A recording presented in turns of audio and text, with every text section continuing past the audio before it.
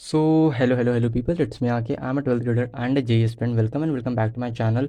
And जैसे कि हम रोज़ आते हैं वीडियो में बताते हैं हमने क्या करा है। तो आज का पहले तो तुम प्रोग्रेस अपडेट पूछोगे, उससे पहले ही मैं बता दूँ, टाइटल तो तुमने देख ही लिया होगा कि आज हमने फिज़िक्स का जो 2025 का पेपर था, जिसे सबसे ज़्यादा लेंदी और कैलकुलेटिव हैवी बोल रहे थे सब पेपर, हमने आज वो देखा है, मतलब सॉल्व करा है बोल सकते हो एक तरीके से। एंड अब देखो, उस तरीके से सॉल्व नहीं करा है जैसे तुम कहोगे कि लाइक 3 घंटे की सेटिंग लगा के पूरा लिख के सॉल्विंग वाला नहीं। मेरा मेन मोटिव यही था कि क्या जो पेपर आया था उसके कॉन्सेप्ट को मैं कैच कर पा रहा हूँ, कि क्या मैं क्वेश्चन पढ़ के मैं कॉन्सेप्ट अप्लाई कर पा रहा हूँ, मुझे आता है कि नहीं। एंड सब चीज़ों का आगे डिस्कशन करूँगा। एंड जो भी था न्यूमेरिकल एंड ऑल, कुछ कुछ का मैंने लाइक यहाँ सॉल्व करके दिखाया है। ठीक है, इस पे भी हम डिस्कशन करेंगे आगे। एंड उससे पहले तुम रेगुलर की तरह मुझे पूछोगे कि मैंने क्या पढ़ा आज। तो ऐसा कुछ पढ़ा नहीं आज, क्योंकि मन नहीं कर रहा था भाई लिटरली। इसीलिए तो मैंने आज पेपर सॉल्विंग करी। एंड अगर तुम पूछोगे तो मैं बता दूं कि मैग्नेटिज्म एंड मैटर नहीं, मैग्नेटिज्म मैटर बोलता हूँ, magnetic effect of current chapter जो मेरा बचा था और ईएमआई बचा था, वो दोनों मैंने कंप्लीट कर लिया है, रिवाइज हो गया। एंड उसके बाद मेरा बच रहा है वो है मॉडर्न फिजिक्स। ऐसे मैंने थ्योरी वाइज ऐसे रिवाइज कर लिया है, बट मेरे को लेक्चर के थ्रू करना था थोड़ा पोर्शन, बट वो मैंने नहीं करा है, वो बाद में करेंगे। बस बच रहा है तो अब magnetism and matter and derivations and P Y Qs तुम्हारे पर्सपेक्टिव से मैं कह सकता हूँ बचा है। तो हम उसे डायमंड सीरीज जो अभिषेक साहू सर का सबने सजेशन दिया था, मैं वहाँ से कंप्लीट करूँगा।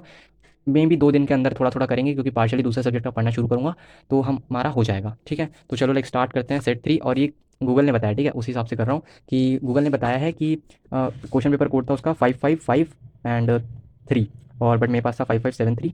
एंड हमने वही गूगल से खोल के रखा हुआ है, क्योंकि सच बताऊँ तो सारे पेपर्स नॉर्मल रहे हैं, बट ये वाला थोड़ा अलग था। ये लाइक सेट 3 है, बट ये ईजी है, मैंने सॉल्व करा है इसे। चलो मैं कैमरा सेट करता हूँ, उसके बाद हम डिस्कस करते हैं। सो या आई होप तुम्हें अब क्लियरली दिख रहा हो भाई। मतलब एक कैमरा लगाने में ना मेरी हालत ख़राब हो गई भाई। एक ट्राइपॉड ले ही लेना चाहिए मुझे भी। चलो थोड़ा टाइम वेस्ट नहीं करते, स्टार्ट करते। देखो ये 55 5 एंड 3 ये है तुम्हारा क्वेश्चन पेपर कोड।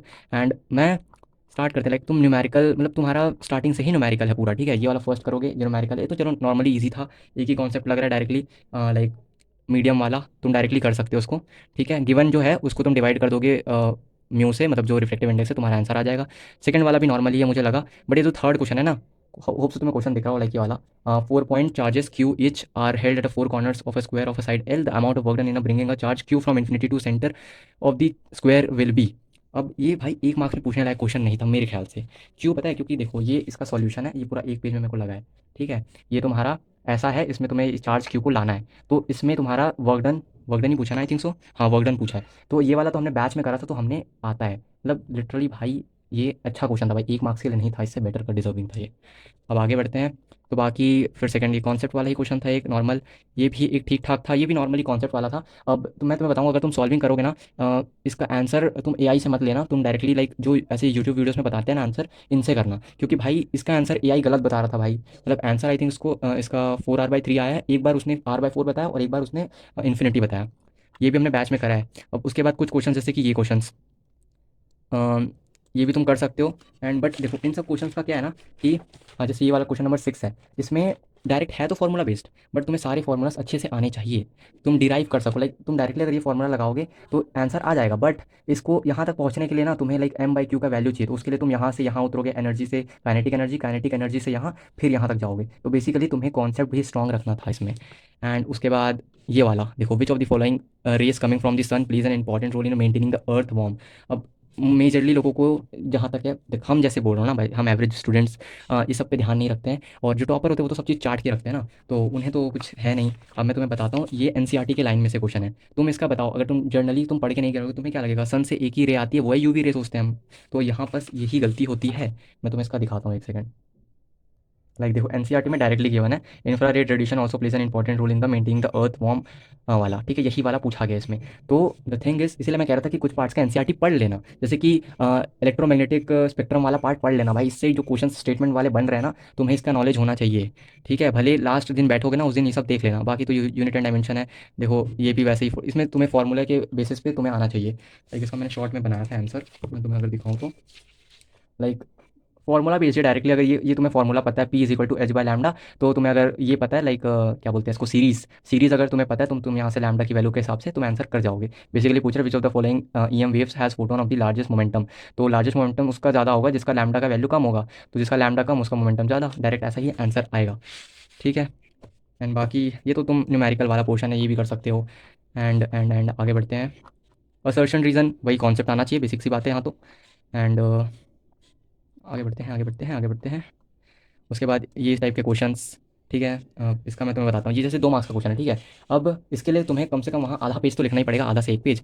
ये मैंने सॉल्व करा है, देखो इतने से पोर्शन में मैंने इसको सॉल्व कर दिया है। बट एग्जाम में representation will be the main thing, like वो RAB RBC ऐसे करके तुम्हें रिप्रेजेंट करना पड़ेगा बेसिकली। ओवरऑल मैं तुम्हें कॉन्टेक्स्ट बताते जाऊँगा, ठीक है, धीरे धीरे। यहाँ तक तुम करोगे, अभी तक तुमने देखा होगा आधे से ज़्यादा न्यूमेरिकल है भाई। 1 मार्क्स के न्यूमेरिकल के लिए भी इतना स्ट्रगल था इन लोग को, मतलब भाई जो भी इसमें बैठा हो उसकी फील्डिंग लगी होगी अच्छे से। अब उसके बाद न्यूमेरिकल्स के बाद ये कॉन्सेप्ट वाला अच्छा क्वेश्चन था, ठीक है। इसमें कॉन्सेप्ट पूछा गया है, तुम्हें अब इसमें एक्सप्लेन करना है, तो तुम्हें कॉन्सेप्ट आना चाहिए, बेसिक सी बात है। एंड ये भाई ऐसा टाइप का question, you can not see a person standing on the other side of a boundary wall but can hear him, ऐसे टाइप के thinking competency based questions. And like हर में ये वाला जो क्वेश्चन दिख रहा है, a capacitor is charge by battery to a potential difference V, इसमें कॉन्सेप्ट तुम्हें आएगा, उसके साथ तुम्हें फॉर्मूला और न्यूमेरिकल बन गया। तो मतलब हेल न्यूमेरिकल्स भाई, इतने न्यूमेरिकल्स पूछे हैं ना, इसमें पूछो मत। ठीक है, अब एक एक क्वेश्चन को नहीं बताऊंगा, आगे करते जाते हैं फटाफट। मैंने कुछ कुछ को मार्क करे थे, बस उस पर डिस्कस करना है। एंड केस बेस तो तुम कर ही सकते थे। एंड लाइक देखो, रे ऑप्टिक्स अभी तक तुम पेपर में देखोगे, मैंने बोला था ना कि 5 मार्क्स में या आइदर ऑप्शन में एक में ऊपर रे ऑप्टिक्स पूछ लेते हैं, नीचे वेव ऑप्टिक्स पूछ लेते हैं। इस वाले में पूरा ही रे से पूछ लिया, तो पूरा ही रे ऑप्टिक्स, वेव ऑप्टिक्स का पूछा ही नहीं इसमें, तो रे ऑप्टिक्स से ही पूछ लिया। तो तुम्हें पता होना चाहिए भाई, पढ़ा होना चाहिए ज़्यादा बोलूँ तो। ये वाला भी न्यूमेरिकल ही है। और उसके बाद बस ये वाला भी डायरेक्टली, ये तो व्हीटस्टोन ब्रिज तुम्हें पता ही होगा, तुम इसको सॉल्व कर लोगे। डायरेक्टली था, और कुछ नहीं था इसमें। एंड लाइक ओवरऑल मैंने अब पेपर देखा, तुम एक बार पेपर देख लेना, हो सकता है मुझसे कुछ छूट जाओ। बट ओवरऑल पेपर में मुझे गिन के एक डेरिवेशन दिखा है भाई, सिर्फ एक डेरिवेशन, लिटरली एक डेरिवेशन। उसमें भी यहाँ पर दिया डिफाइन है, एक्सप्रेशन बताना है, एंड डायरेक्टली उसका भी यहाँ पर क्या बोलते हैं, न्यूमेरिकल ही है। मतलब literally overall paper was lengthy in the terms of भाई, कैलकुलेशन भी है, कॉन्सेप्ट भी लग रहा है, कॉन्सेप्ट भी हैवी था इसमें। और तुम्हें मतलब हर एक कॉन्सेप्ट अच्छे से पता होना चाहिए। लाइक अगर सिंगल फॉर्मुला बेस्ड भी क्वेश्चन हैं, बट कुछ ऐसे क्वेश्चन हैं जिसमें मल्टीपल फॉर्मुला बेस्ड आ रहा है, तुम डायरेक्टली फॉर्मुला अप्लाई नहीं कर सकते, तुम्हें कन्वर्जन कर करके फॉर्मुला पहुंचना पड़ेगा, ऐसा। और डेरिवेशन तो एक ही था, मतलब लिटरली इन लोग की फील्डिंग अच्छे से लगाई थी भाई इन लोगों ने। अब डोंट नो 2026 के पेपर में कैसा हो सकता है, हो सकता है कि हमारा पेपर कुछ भी हो सकता है भाई, बट लिटरली ऐसा पेपर नहीं बनना चाहिए भाई। 3 घंटे के अंदर तुम्हें लिखना भी है, क्योंकि भाई रिप्रेजेंटेशन का भी मार्क्स से बोलते हैं ना। अगर मैं लिटरली बताऊँ, मैं 3 घंटा बैठूंगा सिर्फ सॉल्विंग करने, बोलोगे मैं कर दूंगा, बट रिप्रेजेंटेशन के साथ 3 घंटे में भाई बहुत, मतलब पॉसिबल कम है यार, बहुत स्पीड चाहिए, ऊपर से चीज़ें लिखने में टाइम भी तो चल लगेगा। तो balance paper I hope so. और मैं इससे वर्डिक्ट अगर दूँ ना, तो अगर इस साल का पेपर, क्योंकि भाई मेरे को तो ट्रस्ट इशू है, किसी भी एजेंसी पे नहीं है, ना CBSE पे ना NTA पे, क्योंकि इस साल जेई में भी चेंज हो गया पैटर्न। CBSE का कोई अता पता नहीं है, कभी भी कुछ भी हो सकता है। तो हर एक चीज़ पे फोकस करना भाई, चाहे वो कॉन्सेप्ट हो, चाहे वो डेरिवेशन हो, कुछ छोड़ के मत जाना, सबका पढ़ लेना ठीक ठाक से, ठीक है। और कुछ कुछ का NCERT भी पढ़ लेना, सॉल्व कर लेना है। लाइक एक सेमीकंडक्टर वाला भी क्वेश्चन को याद आ गया, रुको मैं बताता हूँ। ये सेमीकंडक्टर का ये क्वेश्चन बोल रहा था, ये वाला तो चलो नॉर्मल है, एनर्जी बैंड डायग्राम वाला तो पूछते ही रहते हैं, वो तो कर लोगे। लाइक ये carbon and silicon both are member of fourth period of the periodic table and have the same lattice and structure. Carbon is an insulator whereas silicon is a semiconductor. Explain. अब जिसने बस ऐसे ही NCERT पढ़ी होगी, ज़्यादा ध्यान नहीं दिया होगा, हम जैसे बच्चे ज़्यादातर, मेरे को ही बोल लो, तो भाई हम हो सकता है वहाँ जाके ना बने। बट ये NCERT का डायरेक्ट क्वेश्चन है, मतलब डायरेक्ट एग्जाम्पल का ही क्वेश्चन है। तो मैं बोल रहा हूँ थोड़ा ध्यान से पढ़ लेना भाई, एटलीस्ट सॉल्व मत करो हर को, बट थोड़ा बहुत ना नज़र मार ले रहना, ठीक है।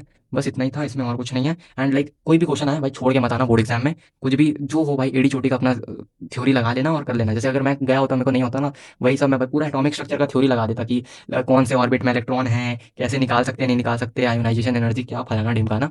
बट लिख के आना, ठीक है।